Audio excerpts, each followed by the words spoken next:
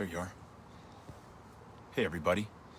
Hope folks are having a good Saturday night. We're in the backyard next to the chicken coop that we'll tell you about in a little bit, hanging out. And Amy and I had both been getting so many texts from friends and folks that we've met along the way who want to know how they can help out in Texas or in the country or with what's happening politically.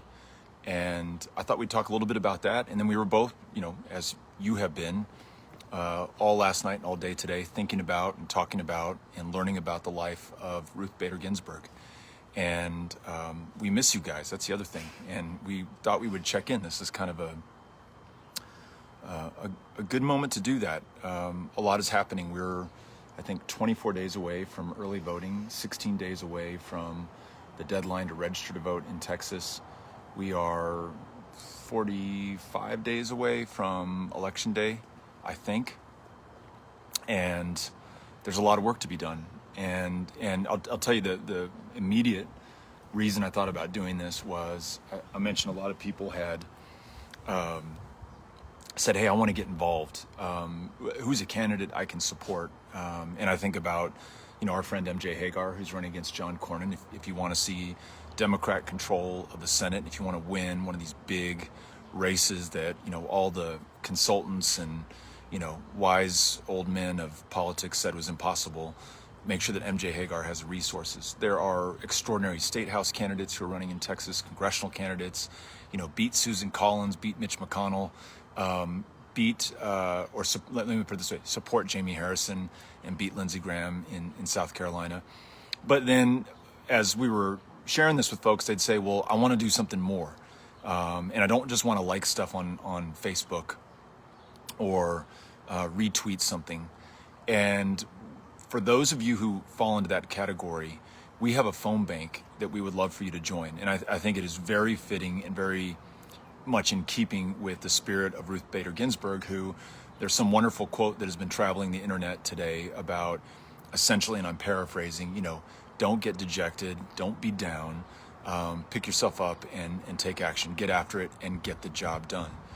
And that's what we're about in this country. That's what we're about in Texas. And that's what we're about in an organization called Powered by People that is literally seeking to call every single likely Democratic voter in the state of Texas, and then to call every unlikely registered Democratic voter in the state of Texas and make sure that they become likely and that they get out and vote in the most important election of our lifetime. So if you think about Ruth Bader Ginsburg and this scorching dissent that she issued in the Shelby decision in 2013, the Shelby decision which tore the guts out of the Voting Rights Act and made it so much harder for people, and let me be specifically for Black and brown people in states like Texas to vote and to be able to defend themselves when you have secretaries of state purging their names from the rolls, when you have the most onerous voter ID laws implemented within minutes of the Shelby decision, within minutes of Ruth Bader Ginsburg's dissent, when you have 750 polling place closures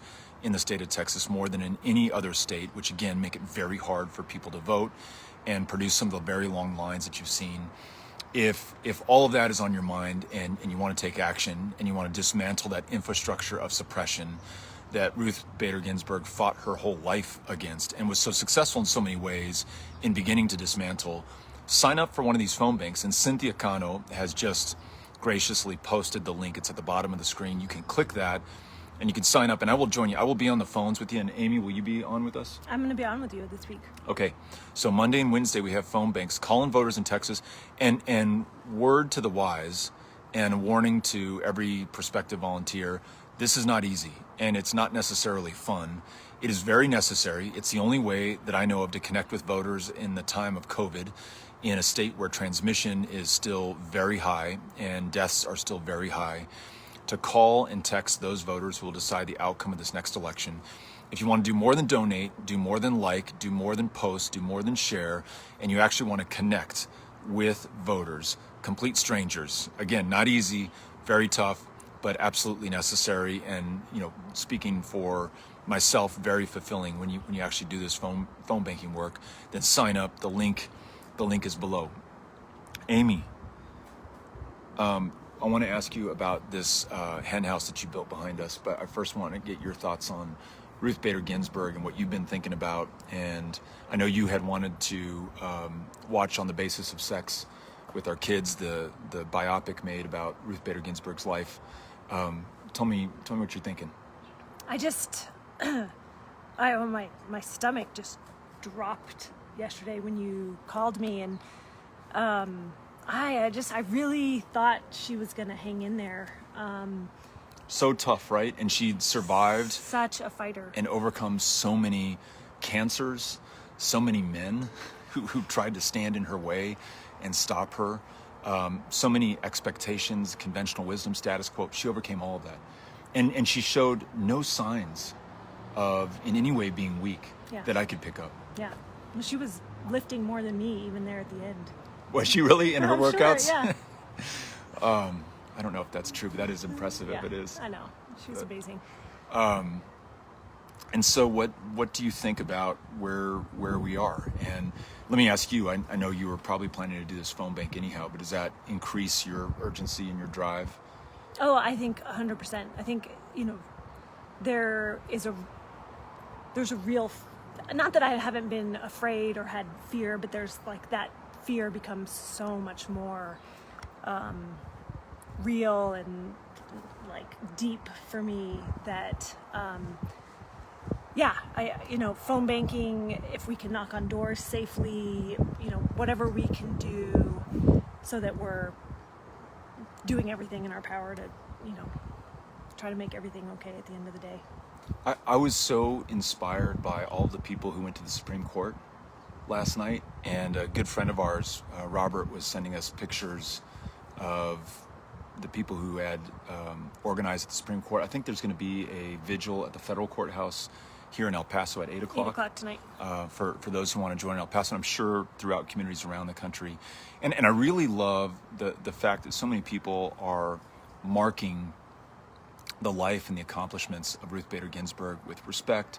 They are taking time to grieve and understandably be sad, but they're also in the same stride taking action, and they are ensuring that we're even more organized. And the amount of donations that went through in the last 24 hours broke the records for like Act Blue, broke the records for, I know the Pod Save guys have raised like 17 or 18 million dollars for the Beat Mitch effort. You want to? Yeah, let's flip this. We got to show you these guys that are our new friends, starting during the pandemic.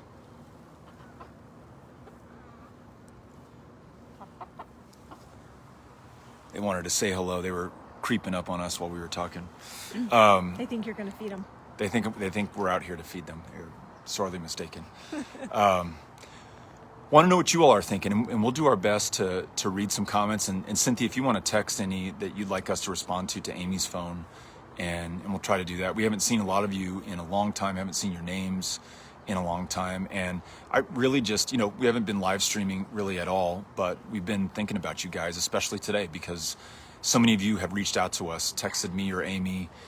We see some of what you're posting online, and so proud of you all, and so proud of the way that you're meeting this moment. And so proud of the way that you're honoring Ruth Bader Ginsburg and her life's work. And we really should be celebrating her today and celebrating what she achieved and what she pursued and was left undone. And I, again, come back to the Voting Rights Act in states like ours in Texas, where she understood her metaphor, Amy, you already know this, but to remind you, the majority in the Supreme Court in the Voting Rights Act said, people can vote in Texas and Georgia and Mississippi now, and it's not the same as it was. So we don't really need the Voting Rights Act anymore, even though there have been obviously more than a century of active voter suppression and voter intimidation in this country, and really only kept back by the passage of the 1965 Voting Rights Act. And so the majority opinion is like, well, we don't need this anymore. And Ruth Bader Ginsburg likened it to putting your umbrella away in the middle of a rainstorm because you haven't such a, nailed it in terms of the metaphor, and that scathing dissent, I think, began the elevation of her status, even beyond what she'd already achieved, into the notorious RBG. So anyhow, Cynthia, if you want to text us, if Miss Kano, if you're still on, and we'll try to read these, but they're coming by so quickly. So all we can do is say hi. Oh, this is really important. I see Catherine Stovering, our really good buddy in Fort Bend, Houston, Southeast Texas, Brazoria. She's doing no contact voter registration and voter engagement literature drops. So she's not, Molly's waving to us from the window. Hopefully everything's okay in the house. She is, and her volunteers and Ray and so many good friends that we've met and folks who've worked with us on Powered by People so it's no contact. So they're not getting within 6 feet of anybody, but they're literally out there on the ground connecting with voters and getting them the necessary information they need to make informed decisions at the ballot box. Yes, Miss Molly. You want to say hi?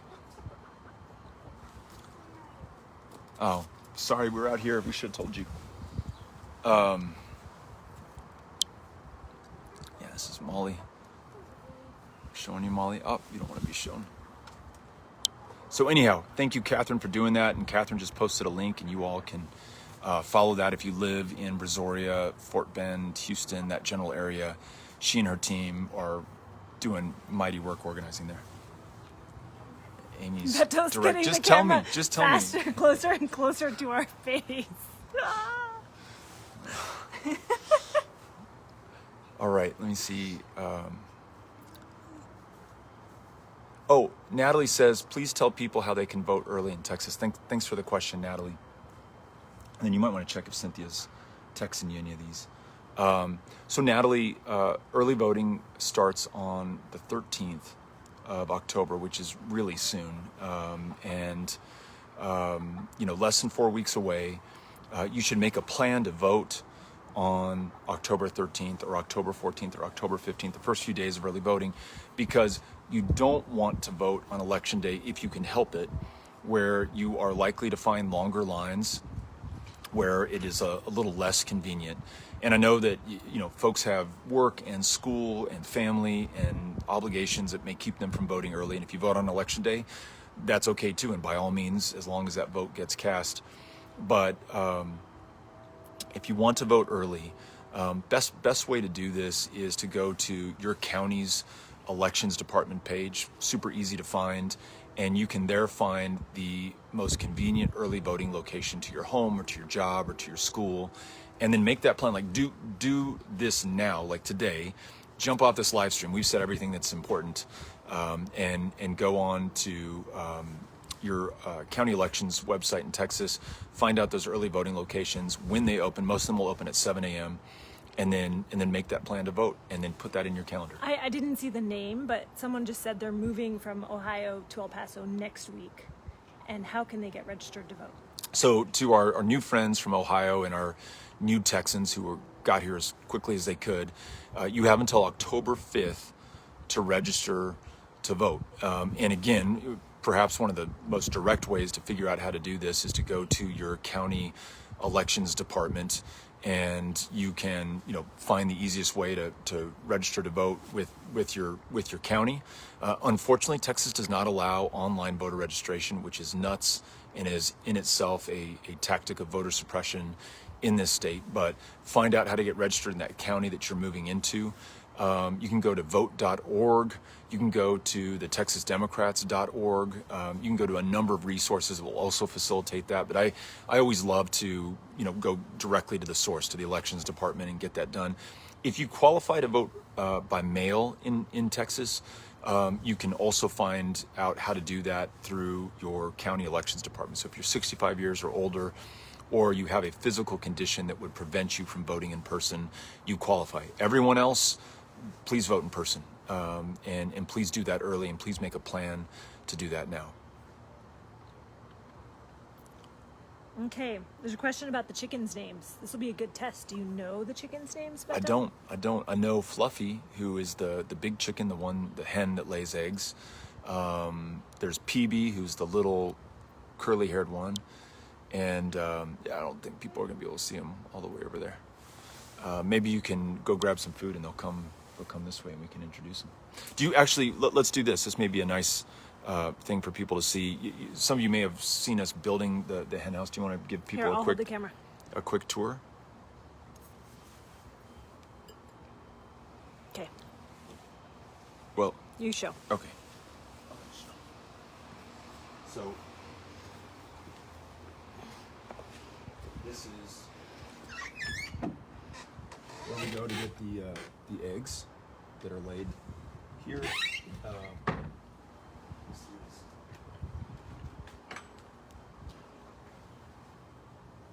is we tried to do wallpaper, and then we also painted a wall, but that didn't work out quite the way we expected. That's really the gist of it. And the light, and the window opens. Tin roof, and the window opens from the inside. From the inside, yeah.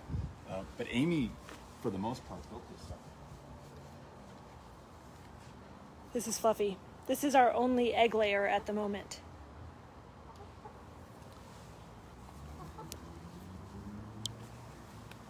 So, anyhow, that's the hen house. Yes, Teresa asked if we will build her a hen house. I need to work on getting a job after November 3rd. My full-time job now is, for which I'm not getting paid, but it consumes every minute of our waking life, is helping these amazing Democrats who are running for the state house win a majority in the November election. And then we also really want to help candidates up and down the ballot. So, county commissioner candidates, U.S. congressional candidates, MJ Hagar running for U.S. Senate. And then we really believe that Joe Biden can win the 38 electoral college votes in the state of Texas. And I really think they are here for him to win. They were here for him to lose. And we're going to do everything that we can, but we also certainly hope that the Biden campaign makes Texas a priority. They should. And this state and the 30 million people who live here deserve it. And this country and the 330 million people who live here deserve it. Because if Biden wins Texas, becoming the first Democrat to do so in 44 years on election night, that, I believe, more than anything else, will stop Trump and Trumpism. And whatever, tabulation is going on in the days and weeks to come in these other states, if Texas, which does not have a large mail-in ballot issue, because they've so restricted mail-in balloting, if Texas comes in on November 3rd or very soon thereafter, that ends it. There is no possible way for Donald Trump to win this election. There's no contest in the Supreme Court. There's no William Barr invalidating results in other states. It's done electorally, psychologically, and certainly seismically in terms of the electoral landscape being shaken and reordered. Texas is the game, and that's what we're working on. There was a headline that I've just skimmed this morning that Trump and Biden were fighting for Nebraska's one electoral college vote. And I was like, man, we're so close in Texas, and what a slam dunk it'll be when we win Texas. Yeah, folks, and for those who haven't been following the polling, and I'm not the biggest follower myself of polls, but every poll for, the last bunch of weeks has had them within a point or two of each other, and 538, for whatever you think of that outfit, not only do they show them a point apart on a kind of a longitudinal, aggregate or average of all the polls, they also, their hot take last week was Biden is going to win Texas. So it's a hot take. It's, not the conventional wisdom. It's not what every other pollster and consultant thinks. But all this is to say this is possible, and it's not going to happen on its own. And the only way it comes, the only way we come through is by doing the work. Making phone calls, doing these phone banks. There's a phone bank right there, and you can sign up for it. And Amy and I will be on that phone bank with you. And on these phone banks, these are not small affairs. We, I think last week's voter registration phone bank, 172,000 phone calls. The week before or last Monday, We did a state rep phone bank, and I think we did over 220,000 phone calls. So we can reach a lot of people, and we can reach even more with your help. And we would love, love, love to have that help. Let me see if I can answer one or two more questions. Lindsay says, wish I could vote by mail. Too young. I feel like I'm risking my health to vote, but I'm still going to do it. Thank you, Lindsay. We're counting on you. And I don't want to minimize the struggle that many are having in deciding to vote.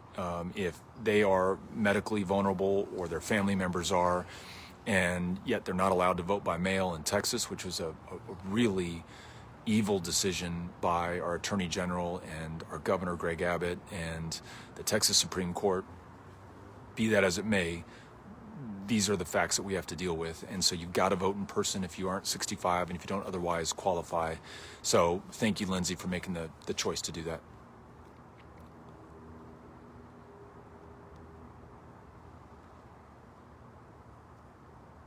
So Tanya says, I registered a couple of other Texans to vote today in Paris, France. That's awesome. And so for all of our expatriate Americans who are living abroad, they're U.S. citizens, you are eligible to vote in these elections. And I forget the millions of people, millions of U.S. citizens who live abroad in France, in Mexico, in Canada, and further abroad. Vote. I mean, this election may be very close at the end of the day, and may literally need your vote. So thank you, Tanya, for doing that.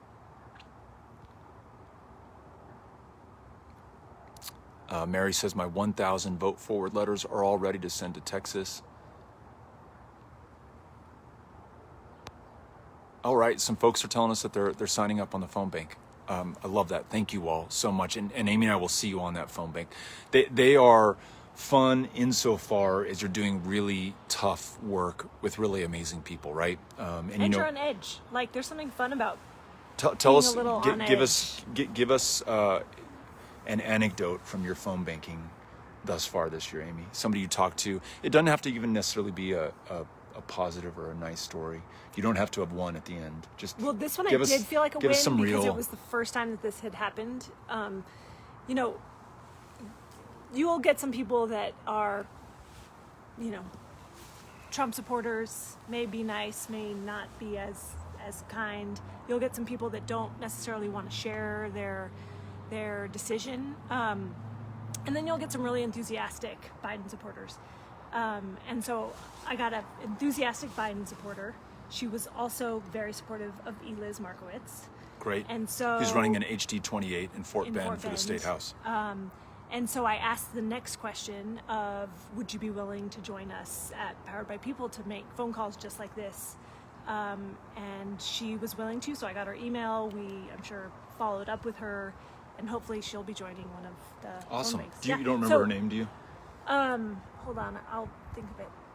It was a really beautiful name. I'm not going to remember it. It's all right. But, so for me, that was awesome because that was the first time I'd actually converted into a volunteer. It's great. Yeah. Yeah.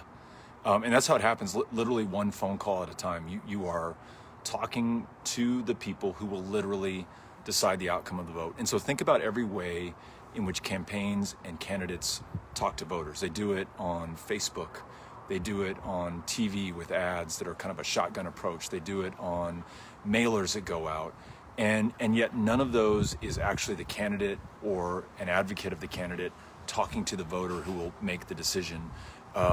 This is your chance to talk to the voter who will make this decision. Amy's laughing because this hen is drinking my beer.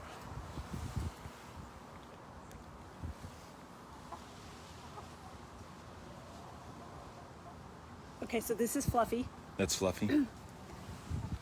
This is Frida. Okay. And then Summer. Okay. Ruby. Okay. I think. The duck is Finnegan. Finnegan the duck. And Peavy. Oh yeah, Peepee's over there.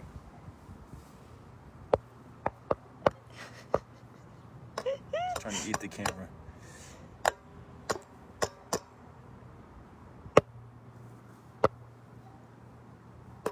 And this one's Willow right here. That's I Willow? think Willow's really pretty, yeah. Oh. And so someone asked if all chickens will lay eggs. PB, the Hens. little hens, the fluffy one over there probably won't ever lay eggs. And then the other hens that we have are just a little bit too young. So we're hoping before too long we'll be having, They're juvenile. yeah, we'll get, I think 5 eggs a day, Yeah. hopefully.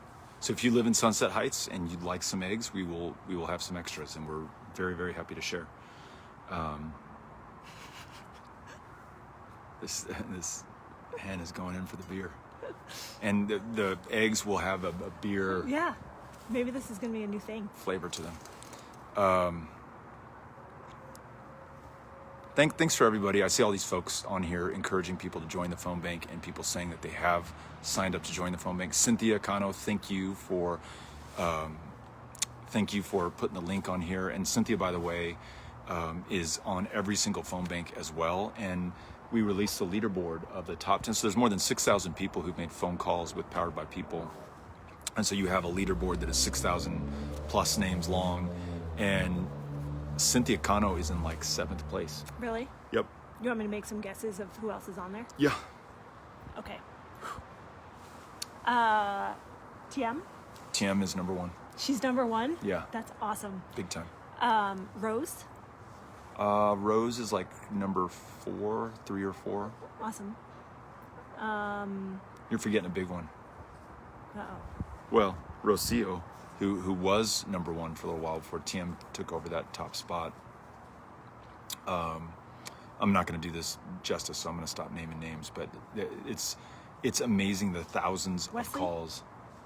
I don't remember if Wesley's in the top 10, but it's amazing the thousands of calls that these volunteers Yeah. have made. Yeah. So, Are you on the top 10? well, I'm glad you asked. Yes, I'm number 10. You're I just you know what? 'Cause I just think cracked you get into the. caught into longer conversations. I with do. people, I do. And so you don't That's get my to excuse. go through as many calls. That's right. Yeah. For better or for worse. That's right.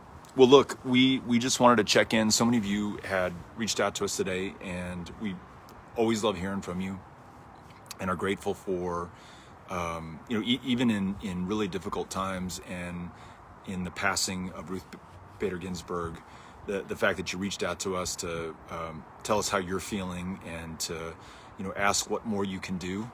I think those are the right ways to meet this moment, and to respond to and honor her life and her passing, is to, okay to be struck by this the way that Amy talked about, and so many of you have shared how sad you are, and how sad I felt in that moment. Again, maybe like you, surprised, because she is was so strong, and all the way up until the end, and yet what an amazing life to celebrate. And part of the celebration of her life is taking action. And she one quick anecdote. I was listening to an interview on Rachel Maddow last night with Nina Totenberg, who is the NPR correspondent who covers the Supreme Court, and who I guess became a friend of Ruth Bader Ginsburg's. And she was mentioning that the day after her husband Martin died, she was back on the bench. Wow. And she said, this is what he would have wanted. He would have wanted me to get back at work, and to get after it, and to take action, and to do my job moving this country forward. And I guarantee you that's what Ruth Bader Ginsburg expects of every single one of us, is take a moment to take this in, take a moment to grieve, and then every moment thereafter, you do everything that you've got with what you have, where you are, to move this country forward. And with, a little more than 3 weeks before early voting begins in Texas, we want to make sure that you know of this opportunity to call the Texas voters who will decide the outcome of the Texas House, the U.S. congressional delegation, the U.S. Senate race, the composition of the U.S. Senate, and then most importantly, again, the 38 electoral college votes in this state that I think more than anything else will decide the outcome of this presidential election, and therefore determine the future, the fate, the fortune of this country. I think that's what she would have wanted from all of us, and that's what we're going to be focused on. So join us. We're sending love to you all, and we hope that you're having a good night with your family. And we're looking forward to seeing you all in person whenever conditions allow, and then maybe again on Facebook Live before too long. Yeah. It's a big week for us coming up too. It's going to be a big one. Join us on Monday, and then again we have one on Wednesday. All right. See you soon. Bye, Amy.